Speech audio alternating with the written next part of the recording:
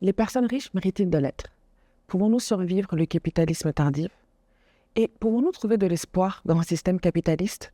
La réponse à ces questions est bien plus encore aujourd'hui dans Elle parle, un balado pour découvrir, apprendre ou réapprendre des thématiques liées à la violence basée sur le genre.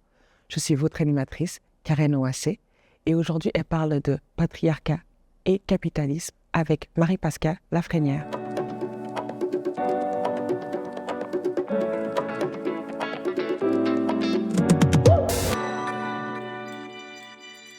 Bonjour Marie-Pascale. Pour les personnes qui ne te connaissent pas, est-ce que tu pourrais te présenter, s'il te plaît? Oui, bien sûr. Salut Karen. Mon nom, c'est Marie-Pascale Lafrenière. Je suis une activiste féministe qui travaille chez Action ontarienne depuis maintenant 2 ans. Et puis, ça fait depuis 2019 que je travaille dans le milieu communautaire francophone en situation minoritaire. Et puis, j'ai étudié en beaux-arts, mais en m'intéressant principalement, en fait, à l'image de la femme puis au corps féminin dans les médias. Écoute, bienvenue. La première question que j'ai pour toi, de quoi on parle lorsqu'on parle de capitalisme? Dans le fond, le capitalisme, c'est le modèle économique dans lequel on vit en ce moment. C'est un modèle qui est basé sur le fait que quelques personnes très en moyens, très riches, possèdent ce qu'on appelle les moyens de production. Donc, c'est ces personnes-là qui créent les produits, les services auxquels on fait appel. Et puis, tout ça est fait dans une quête, en fait, d'augmenter les profits au maximum, puis d'augmenter le nombre de richesses au maximum. Le reste de la population qui ne possède pas les moyens de production sont les travailleurs, les travailleuses, qui sont aussi les consommateurs, consommatrices des produits et services qui sont produits. Et puis, dans un modèle capitaliste, on regarde, en fait, tout aspect de la vie humaine comme un potentiel produit duquel on peut tirer du profit. Donc, on tourne en profit l'eau propre, on tourne en profit le logement, la nourriture, les soins de santé, services de garde, etc. Oui. Les personnes qui vont blâmer les iniquités financières sur le capitalisme, est-ce qu'ils ont raison? Oui, en grande partie, parce que ce qui arrive, en fait, c'est que dans cette quête incessante de richesse de la part des personnes déjà riches, c'est le fait que pour faire plus de profit, évidemment, on va baisser ou stagner les salaires, puis du même coup, augmenter les coûts des biens et services le plus possible.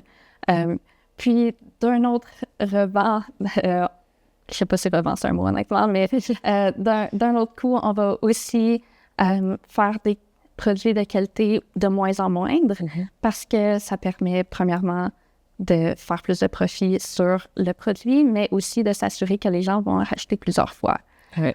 Et donc, en faisant ça, puis en accumulant les richesses sans les redistribuer, c'est-à-dire que souvent les propriétaires de grandes compagnies, on pense entre autres à Jeffrey Bezos et tout ça, vont souvent mettre leur argent dans des paradis fiscaux pour éviter de payer des impôts, puis aussi payer des salaires plutôt misérables à leurs travailleurs.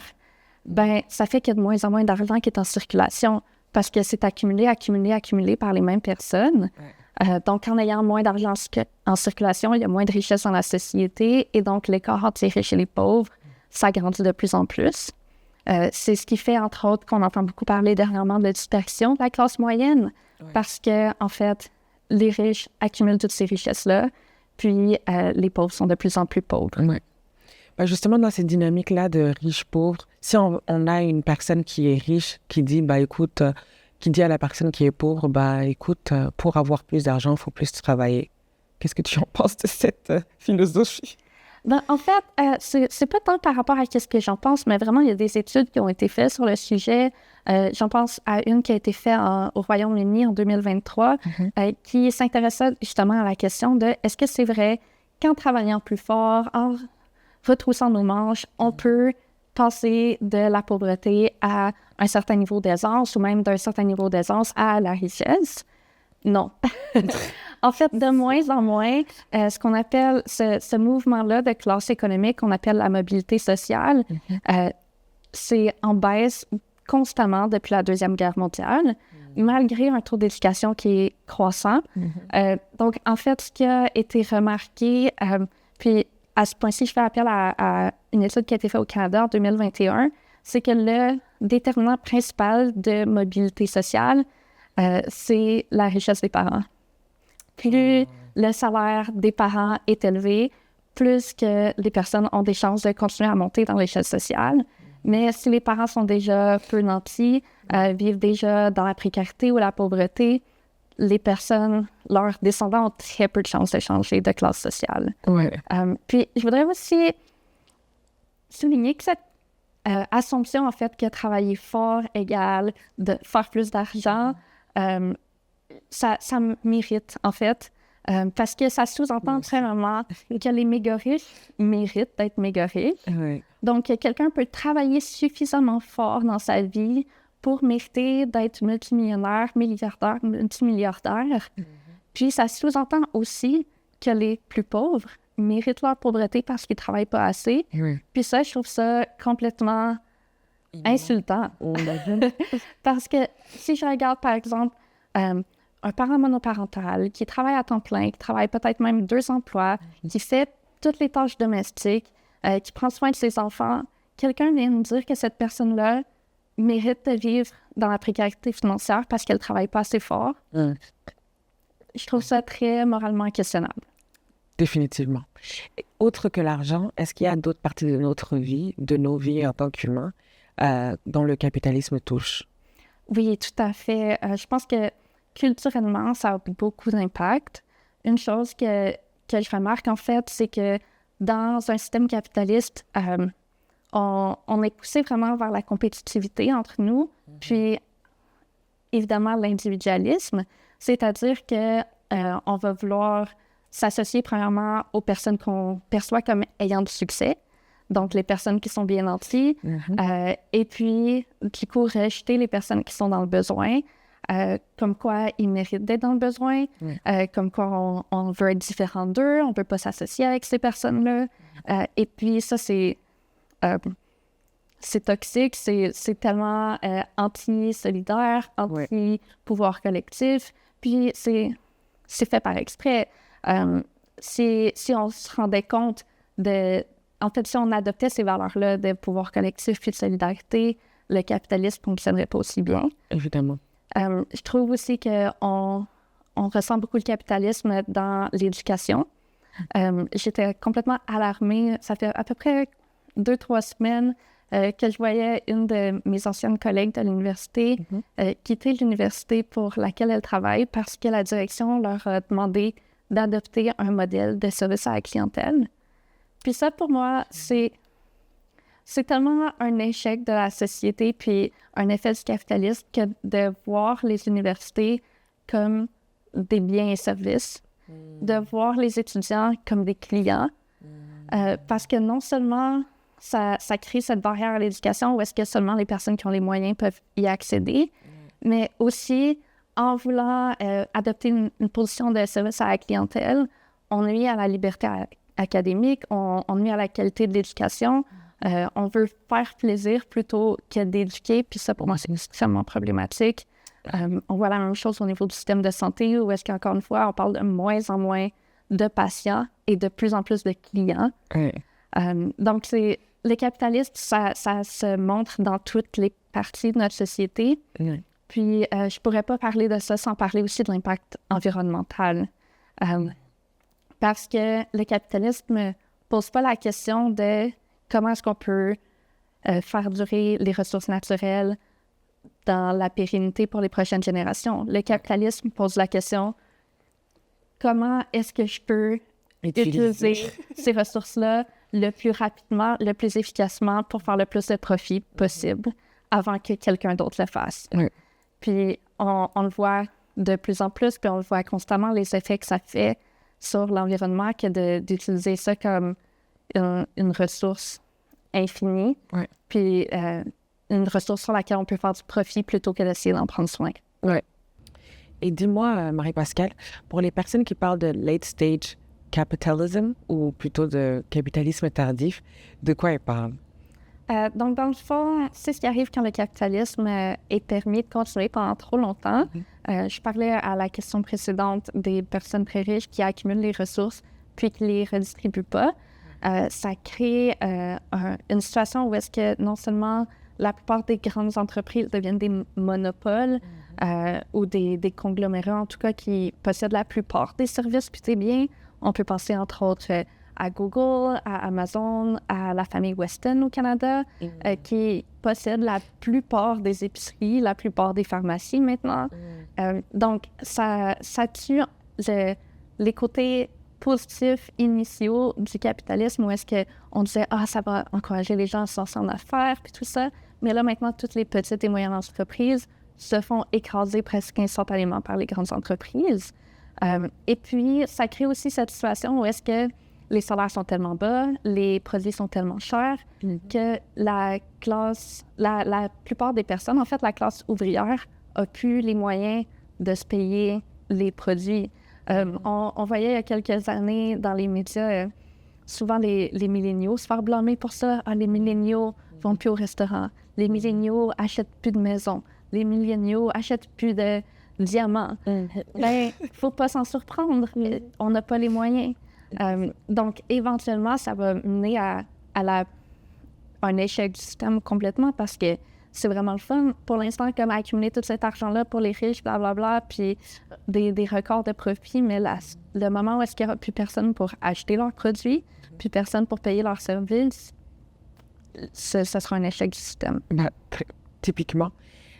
Dis-moi, je ne sais pas si tu es au courant, mais le balado, elle parle, c'est vraiment un balado féministe. Alors pourquoi on parle de capitalisme? C'est quoi le rapport? En fait, tout enjeu économique, pour moi, est intrinsèquement genré. C'est la réalité de vivre dans une société patriarcale. Donc, tu sais, encore à ce jour, les femmes canadiennes gagnent 86 sous pour chaque dollar que les hommes gagnent. Aussi, il y a une étude très, très récente qui a été faite au Québec qui démontre... Parce que, tu sais, on parle beaucoup là, des salaires, mais ce qui compte beaucoup, c'est aussi les richesses accumulées, comme qui possèdent des maisons, qui possèdent leur voiture, qui n'ont aucune dette, des choses comme ça. Les hommes québécois possèdent 30% plus de richesses que les femmes, encore à ce jour.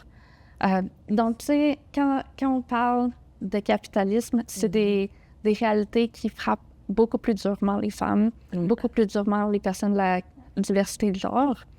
Puis, il faut dire aussi que quand le capitalisme tel qu'on le connaît aujourd'hui a été instauré, on se souvient au début du 20e siècle, les grandes luttes pour la semaine de 5 jours, les heures de travail raisonnables et tout ça, qui était considéré comme raisonnable, comme horaire de travail, comme attente en termes de productivité, était basé sur le fait que la plupart des travailleurs étaient des hommes, puis la plupart des travailleurs avaient une femme à la maison qui était sans emploi, qui élevait les enfants, qui faisait les repas, qui faisait le ménage, qui prenait soin de tout ce travail domestique-là qui est non rémunéré. Et donc, c'était raisonnable de travailler des journées de 8 heures, 5 jours par semaine, puis de revenir à la maison, puis le souper est fait, puis les enfants sont couchés. Puis... Mais là, maintenant, tout le monde vit dans cette réalité effrénée parce que les standards de productivité capitalistes n'ont pas suivi les avancements féministes. Oui, typiquement. Justement, comment le capitalisme, il affecte le travail des femmes? Pour moi, une des grandes choses qui est à nommer, c'est que dans un système capitaliste, la valeur d'un travailleur, la valeur du travail est reliée à la quantité de profit qui est générée. Sauf qu'une chose qu'on sait des femmes, c'est qu'elles sont surreprésentées dans les emplois de soins. Beaucoup des femmes sont surreprésentées dans soit ce qui est comme l'éducation, le domaine de la santé, le soin des enfants, même la proche aidance, qui sont tous des emplois où est-ce qu'il n'y a pas de profit à faire. Malheureusement, là, avec la privatisation, c'est sûr que ça arrive, mais en ce moment, au Canada, on a un système d'éducation publique jusqu'au secondaire. Il n'y a pas d'argent à faire à mettre quelqu'un à l'école. Et donc, en faisant ainsi, ça fait que le travail des femmes est sous-estimé en termes de valeur, puis qu'on leur donne des salaires moindres, des conditions de travail moins bonnes. Puis l'excuse qui est souvent donnée pour ça, c'est l'excuse de la vocation. Ça aussi, c'est quelque chose qui m'irrite beaucoup. Quand les femmes, puis les personnes de la diversité de genre, puis même les hommes qui font ces travails-là de soins, c'est correct qu'on les paye pas beaucoup parce qu'ils aiment tellement ça. C'est leur vocation. Ils sont nés pour faire ça. On va jamais dire ça d'un ingénieur. On va jamais dire comme « Oh, mais il jouait au train depuis qu'il était un petit garçon, c'est sa vocation. C'est pas grave qu'on le paye pas beaucoup. » Mais constamment, on va dire ça. Des femmes qui travaillent en garderie, des femmes qui travaillent dans les écoles, des infirmières, des hygiénistes dentaires. Oh, mais elle aime tellement ça, prendre soin du monde. Elle jouait à la maman quand elle était petite, elle est née pour ça. Fait que ça mérite beaucoup. Et justement, est-ce que tu penses qu'il y a un lien entre l'harcèlement sexuel au travail et le capitalisme? Pour moi, le lien est surtout à faire quand vient le moment de se sortir de la situation d'harcèlement au travail. Parce que on travaille en ce moment un peu en situation d'otage, dans le sens que tu es dans ton milieu de travail parce que tu as besoin d'un salaire pour répondre à tes besoins de base, te nourrir, te loger, prendre soin de tes dépendants si tu en as. Puis là, si tu arrives dans cette situation où est-ce que tu vis de la violence au travail, que ce soit du harcèlement ou autre, tu te retrouves devant ce dilemme de est-ce que je prends une chance de dire quelque chose, de nommer ce qui se passe, de porter plainte, peu importe, puis de peut-être avoir des conséquences comme perdre mon emploi, ou est-ce que j'endure la situation?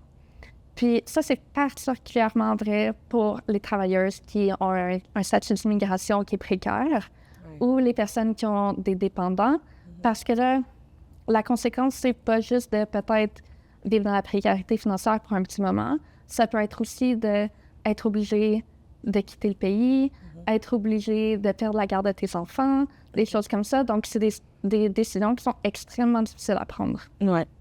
Ben, alors, pour les partisans du capitalisme qui vont te dire, moi, la manière que je vois le capitalisme, ça encourage les femmes d'aller au travail et justement pas rester chez eux et garder leurs enfants. Qu'est-ce que tu leur répondrais? Je pense que c'est une fausse équation, en fait, parce qu'on peut être anticapitaliste et pro-travail. Oui. Il y a de nombreuses études, puis même juste quand on parle aux gens, beaucoup de personnes aiment leur travail. Les humains bénéficient grandement du fait de travailler. C'est un sentiment d'accomplissement, de développement de soi et tout ça. Comme les gens apprécient travailler. Ce que les gens n'aiment pas, c'est être pris en otage ou travailler sous la menace. Oui. Puis en ce moment, c'est ça la réalité, c'est qu'on ne va pas travailler pour se développer comme personne, pour apprendre, pour grandir, pour contribuer à la société. On va travailler parce que le loyer est dû. Oui, les factures sont dues. Exact. Et donc, pour moi, ce climat de menace, c'est incompatible avec la libération des femmes. Oui, totalement. Eh bien, dis-moi, Marie-Pascale, pour les personnes, les femmes notamment, qui ont décidé de ne pas travailler parce qu'elles ne le souhaitent pas ou pour des raisons de santé, est-ce qu'elles aussi peuvent être affectées par le capitalisme? Oui, évidemment. Puis pour moi, ça relève d'un autre grand mythe. En fait, d'une peur qu'on a collectivement comme société, que les personnes qui ne travaillent pas méritent pas de recevoir de l'assistance sociale. Oui. On a tellement peur, on dirait que soit parce qu'elles n'ont pas travaillé assez fort, parce qu'elles seraient capables physiquement de travailler, mais décident de ne pas le faire, qu'elles ne méritent pas d'argent, qu'elles méritent de vivre dans la pauvreté, puis qu'elles auront des meilleures conditions quand elles l'auront mérité en travaillant plus fort. Oui. Donc, qu'est-ce que ça fait, en fait? C'est que nos systèmes d'assistance sociale qui sont existants sont premièrement super difficiles d'accès. Il y a toutes ces choses qui sont mises en place pour justement filtrer les dons, les personnes qui méritent dons pas. Et je fais ça en riant parce que je trouve ça vraiment tiré par les cheveux comme peur, honnêtement. Donc, on met toutes ces choses-là en place pour rendre ça difficile d'accès. Puis, même les personnes qui y accèdent, c'est grandement insuffisant. Une personne ne peut pas vivre sur l'assistance, par exemple, pour les personnes handicapées, de façon seule et autonome avec les prestations qui existent en ce moment. Donc, ça met ces personnes-là dans une situation de précarité financière qui est quand même extrême. C'est pas la première fois que tu parles de précarité financière. Est-ce que tu peux expliquer ce que c'est? Oui, tout à fait. Dans le fond, on parle de précarité financière quand on parle des personnes qui sont à grand risque de vivre de la pauvreté. Donc, on parle de personnes qui ont des salaires très bas, une richesse accumulée qui est très basse, ou même qui se retrouvent sans emploi. Et donc, ce que ça implique, c'est évidemment de l'insécurité alimentaire, de l'insécurité par rapport au logement, aux soins de santé, puis aux soins des enfants. Tous les besoins de base, en fait, c'est une inquiétude de pouvoir les remplir quand on est en précarité financière. Ouais. Et donc, dans cette veine-là, pourquoi les survivantes de violences basées sur le genre sont plus à risque de vivre de précarité financière? En fait, il y a une partie qui est attribuée à la violence en tant que telle, c'est-à-dire qu'il y a ce qu'on appelle la violence financière, où est-ce que le ou la partenaire violent va avoir un contrôle extrême sur les finances de la personne. Donc, soit en contrôlant si elle a le droit de travailler, à quel endroit, parfois en se présentant au travail, en sabotant son emploi, en restreignant l'accès à l'éducation, ou même en contrôlant les finances, comme en empêchant d'avoir un compte en banque. J'ai entendu plusieurs fois des histoires où est-ce que le salaire de la personne victime était versé directement dans le compte en banque de la personne agresseuse. Donc, tu sais, dès ce moment-là, il y a la précarité financière qui plane autour de cette personne comme individu. Ensuite, ça s'est poursuivi par le fait que le traumatisme met à risque de précarité financière. C'est-à-dire que quand on connaît les effets du traumatisme, il rend ça vraiment difficile de maintenir un emploi parce que ça peut causer des attaques paniques, des flashbacks, des difficultés par rapport au sommeil, des difficultés par rapport à la concentration. Puis, c'est pas tout le monde qui est à l'aise d'expliquer ça à leur patron, mais c'est pas aussi tous les patrons qui sont à l'écoute. Oui. Puis, j'aimerais aussi souligner les difficultés administratives qui s'ajoutent à tout ça. C'est-à-dire que à la sortie d'une situation de violence, c'est possible que la personne qui soit survivante n'ait pas de téléphone cellulaire, n'ait pas d'adresse fixe, parfois ait un gros gap dans leur CV. Puis c'est des choses qui rendent ça vraiment plus difficile d'obtenir un compte en banque, puis vraiment difficile d'obtenir un emploi ou même des entrevues. Donc, toutes ces choses-là viennent mettre des obstacles dans l'autonomie financière des survivantes. Alors, dans l'autre sens, pourquoi est-ce que la précarité financière est un facteur de risque pour la violence basée sur le genre? Une chose qui arrive, qui est très malheureuse, c'est que les personnes agresseuses vont parfois choisir les personnes qui sont en précarité financière comme potentielles victimes parce qu'ils savent qu'ils peuvent exploiter cette vulnérabilité. Oui. Donc, soit des partenaires violents ou même des proxénètes pour l'exploitation sexuelle vont cibler ces personnes-là. On peut aussi dire que les personnes qui vivent dans la grande pauvreté, entre autres les personnes sans abri, vont être plus à risque de violence. Souvent, les refuges pour les personnes sans abri sont mixtes. Et donc, dormir entouré d'inconnus qui sont toutes en train de vivre leurs propres enjeux, c'est sûr que ça augmente les risques de violence. Il y en a de même pour les personnes qui doivent dormir dans la rue, malheureusement. Ouais. Tu vois, en ce moment, on vit quand même une crise économique dans ce pays. D'après toi, comment ce genre de situation peut affecter la sécurité des femmes? Une chose que ça peut faire, c'est en fait augmenter la tension dans le couple. Donc, quand c'est un couple dans lequel il y a déjà des tactiques de contrôle, le contrôle peut se renforcer, puis ça peut mener à une escalade de la violence. Donc, ça met immanquablement les femmes qui sont en couple avec des partenaires violents encore plus à risque qu'elles étaient déjà. C'est d'ailleurs quelque chose qui a été remarqué beaucoup au début de la pandémie de la COVID-19, comment cette perte d'emploi de masse à travers le pays a créé une augmentation de l'insécurité financière, une augmentation donc du stress financier et donc une escalade de la violence chez beaucoup de couples. Ouais. Imaginons que demain ou l'année prochaine, je touche du bois et je me retrouve dans une situation de précarité financière. Comment tu penses que je pourrais m'en sortir? Qu'est-ce que je pourrais faire? Faut pas se voiler la face, c'est très difficile. C'est pas impossible, par contre. Je pense qu'une des grandes choses, c'est d'admettre qu'on a besoin d'aide puis de pas avoir peur d'en demander. Oui. Puis aussi de pas avoir honte ou pas se sentir comme si on ne mérite pas ou comme si on n'a pas le droit d'assistance sociale. Si quelqu'un est dans un trouble financier, c'est notre responsabilité comme société, à mon avis, d'en prendre soin. Donc, il faut se sentir à l'aise d'aller chercher cette aide-là. Oui. J'aimerais d'ailleurs souligner le travail d'un organisme canadien qui s'appelle Exponentiel, qui fait ce travail-là spécifiquement. Donc, au niveau des survivantes de violence, mais aussi des femmes qui ont un historique d'utilisation de substances ou un historique de sans-abrisme, elle les aide à bâtir ou rebâtir leur carrière professionnelle, puis à se sortir de la pauvreté. Donc, c'est de l'excellent travail qu'elles font. Mais écoute, je t'avouerai que notre conversation m'a pas mal déprimée. Mais t'inquiète, c'est pas la pire des choses. J'imagine qu'il y a quand même un peu d'espoir qu'on peut avoir, des choses qu'on peut continuer à faire.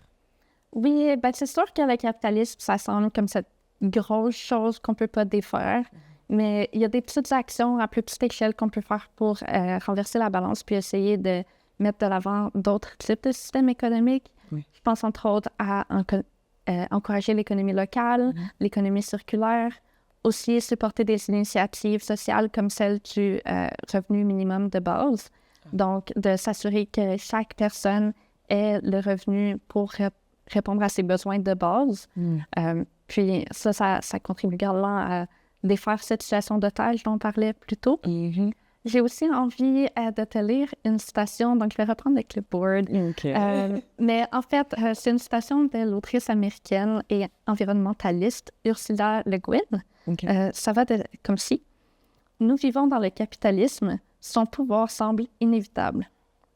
Mais d'un autre côté, le droit divin des rois semblait lui aussi inévitable. » Donc, pour moi, c'est ce que ça vient dire, c'est même les choses qui semblent plus grandes que nous, qui semblent comme si on est destiné de vivre ainsi, parce que ça fait longtemps, parce que c'est la tradition, parce que la plupart des gens embarquent, ça ne veut pas dire qu'on est destiné à vivre de cette façon-là.